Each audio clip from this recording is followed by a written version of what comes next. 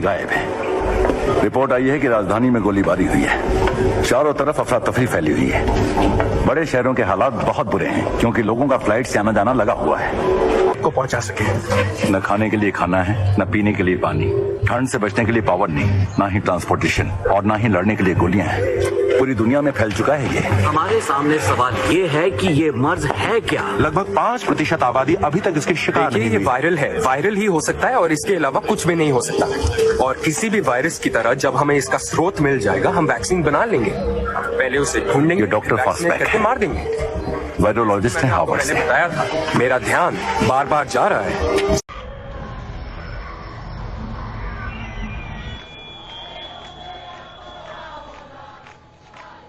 अगर मैं इंडिया में घुस पाया तो मैं कहां से शुरू करूं, किससे बात करूं? इंडिया एक अंधा कुआं है, उधर के पेशेंट को भूल जाओ। नहीं, मैं नहीं भूल सकता है। मेरे पास दीवार बनाने का वक्त नहीं है। मेरे पास ज्यादा वक्त नहीं है। मुझे जानकारी चाहिए, जवाब चाहिए मुझे। मेरे पास जवाब नहीं है। बेहतर होगा तुम अपने छिपने का रास्ता ढूंढो।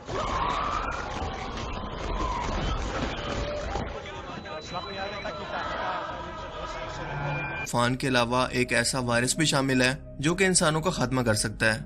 इंसानी शहर की आबादी को ये कुछ ही दिनों के अंदर वीरान कर सकता है, जैसा कि हॉलीवुड की फिल्म्स, टीवी सीरीज और नॉवेल्स के अंदर हमें बताया जाता है। फिल्म्स मसलन रेजिडेंट इवल, वर्ल्ड वॉर जी और वॉकिंग डेड वगैरह में हमें ज़ोंबीज अटैक को दिखाया जाता है कि किस तरह से एक हंसते बसते शहर में अचानक से एक अननोन वायरस कहीं से तेजी से इंसानों के अंदर फैलकर इनके नर्वस सिस्टम यानी सोचने समझने की सलाहियत पर हमला करके इन्हें एक ज़ोंबी के अंदर बदल देता है। और ये अफेक्टेड ज़ोंबी जिस भी शख्स को काट लें वो भी इन्हीं के जैसा बन जाता है। और देखते ही देखते शहरों के शहर तबाह हो जाते हैं क्योंकि इसका कोई इलाज मौजूद नहीं है। ये ज़ोंबीज वायरस एक हकीकत है और साइंटिस्ट के मुताबिक ये एटम बम से भी कहीं ज्यादा खतरनाक है। बिल्कुल ऐसे ही जैसे एक छोटे से नज़ला जुकाम फैलाने वाले वायरस ने पूरी दुनिया को घरों के अंदर बंद रहने पर मजबूर कर दिया। बिल्कुल इसी तरह से ज़ोंबी वायरस कैसे और कितना तेजी से इंसानों को खत्म करेगा, इसका अंदाजा इन पर बनी मूवीज से किसी हद तक लगाना मुमकिन है।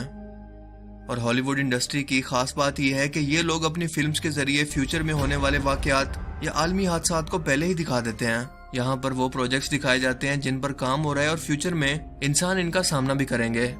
मिसाल के तौर पर वो जदीद तरीन हथियार जो कि आज हमारे सामने आ रहे हैं, अमेरिका कई साल पहले अपनी फिल्म्स के अंदर इन्हें दिखा चुका है। बिल्कुल इसी तरह से ज़ोंबी वायरस का कॉन्सेप्ट भी कोई फिक्शन या गैर हकीकी कॉन्सेप्ट नहीं है, बल्कि ये वायरस बाकायदा तौर पर तैयार किया जा रहा है ताकि दुनिया में न्यू वर्ल्ड ऑर्डर एजेंडा के मुताबिक ऐसे मुल्क जो कि एक आलमी हुकूमत यानी कि अमेरिका का साथ ना दें, वहां पर इस वायरस को फैलाकर इस मुल्क को और इसकी इकोनॉमी को बिल्कुल सफ़े हफ्ती से मिटा दें। जिससे एक तरफ तो ये होगा कि इंसानों की आबादी बहुत कम हो जाएगी, जिससे इंसानों पर कंट्रोल करना या इन पर नजर रखना काफी आसान हो जाएगा। यानी कि डीपॉपुलेशन एजेंडा जिस पर दुनिया के बड़े बड़े मिलियनियर्स या अमेरिकन बिलियनियर्स अपनी एनजीओज के जरिए से दुनिया भर के अंदर प्रमोट कर रहे हैं। ये कहकर के हमारी ये दुनिया एक हद तक इंसानों को पाल सकती है क्योंकि हमारी इस दुनिया के वसाइल काफी महदूद हैं। इसीलिए दुनिया की आबादी को कम करने के लिए ये टाइम टू टाइम कई हरबे इस्तेमाल भी करते रहते हैं। मिसाल के तौर पर दुनिया में होने वाली 2 आलमी जंगें जिसमें करोड़ों बेगुनाह लोग मारे गए, लेकिन हकीकत तो यह है कि इन ममालिक को एक साजिश के जरिए आपस में लड़वा कर कई मकासद हासिल किए गए। मिसाल के तौर पर डीपॉपुलेशन, वन वर्ल्ड ऑर्डर की शुरुआत और इसराइली रियासत का क़याम। लेकिन इसके बाद भी इंसानी आबादी एक बार फिर से बढ़ने लगी। लेकिन आज दुनिया में कई ममालिक एटमी हथियार भी रखते हैं, लिहाजा अब दुनिया की आबादी को कम करने के लिए कोई भी मुल्क हथियार इस्तेमाल नहीं कर सकता, यानी कि जंगे करवा कर इंसानों को खत्म नहीं कर सकते क्योंकि जवाबी हमले के अंदर दोनों ममालिक जो कि लड़ रहे हैं बिल्कुल तबाह हो जाएंगे। इसके अलावा पूरी दुनिया का एनवायरनमेंट ग्लोबल वार्मिंग की वजह से इफेक्ट भी होगा। लिहाजा अब एक ऐसा हथियार इस्तेमाल किया जा रहा है जो कि दिनों के अंदर इंसानियत को खत्म कर दे, लेकिन जमीन वैसी की वैसी रहे ताकि जमीन पर बाकी बचे हुए इंसान ज्यादा अरसे तक इसे इस्तेमाल कर सकें। जबकि अमेरिका इस वायरस के इलाज की सूरत में भी अरबों डॉलर का मुनाफा कमाएगा, इसीलिए तेजी से इस प्रोजेक्ट पर काम जारी है। मुमकिन है कि इंसान की सबसे अहम जरूरत यानी कि पीने के पानी के अंदर शामिल करके इसकी शुरुआत की जाए, जो कि ऐसे टॉक्सिक केमिकल या वायरस पर मुश्तमिल होगा जो कि इंसानों के दिमाग पर सीधा अटैक करे।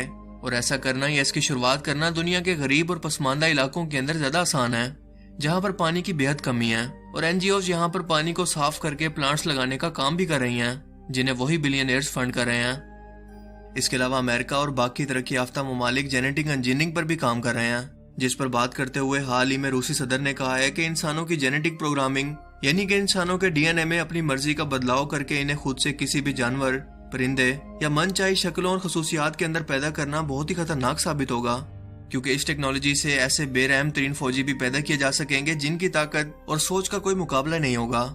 ये लोग जज्बात से हारी होंगे, और अगर ऐसा होता है तो पूरी दुनिया के अंदर सफाकियत और जुल्म इंतहा पर पहुंच जाएगा, और गैर जिम्मेदारी का ऐसा मुजाहरा दुनिया के लिए न्यूक्लियर हथियारों से भी ज्यादा तबाहकुन साबित होगा, जिसका अंदाजा वर्ल्ड वॉर Z फिल्म के एक सीन से लगाया जा सकता है कि अगर ये वायरस इफेक्टेड इंसानों से सेहतमंद इंसानों के अंदर फैले तो इसका इलाज किसी हद तक मुमकिन होगा और फैलाव पर कंट्रोल भी किया जा सकेगा। लेकिन अगर ये वायरस फिल्म्स की तरह सिर्फ ज़ोंबीज के काटने से ही बढ़ता है तो ये पूरी इंसानियत का एंड होगा, यानी कि अपोकलिप्स। सबसे पहले इसका कॉन्सेप्ट 1954 में एक अमेरिकन ऑथर रिचर्ड मैथसन के एक नॉवल आई एम लेजेंड से लिया गया, जिसमें बताया जाता है कि सिर्फ एक ही सर्वाइवर इंसानों के एक ऐसे कबीले से लड़ता है जो कि वैम्पायर्स यानी कि इंसानों पर हमला करके इनका खून पीने वाले दरिंदों के अंदर बदल जाते हैं, जिसके बाद ये स्टोरी मूवीज, ड्रामास और प्लेस के लिए एक इंस्पिरेशन बन गई। ज़ोंबीज वायरस का हकीकत में वजूद मुमकिन है, लेकिन बिल्कुल वैसा नहीं जितना खतरनाक और सनसनीखेज हमें फिल्मों के अंदर दिखाया गया है। अगर कोई शख्स इसे इफेक्टेड होगा तो नर्वस सिस्टम के डैमेज होने से वो अजीबोगरीब किस्म की हरकतें करने लगेगा। मुमकिन है कि खुद को या दूसरों को भी जख्मी कर दे, लेकिन ज्यादा से ज्यादा इसकी एक बार ही मौत हो जाएगी।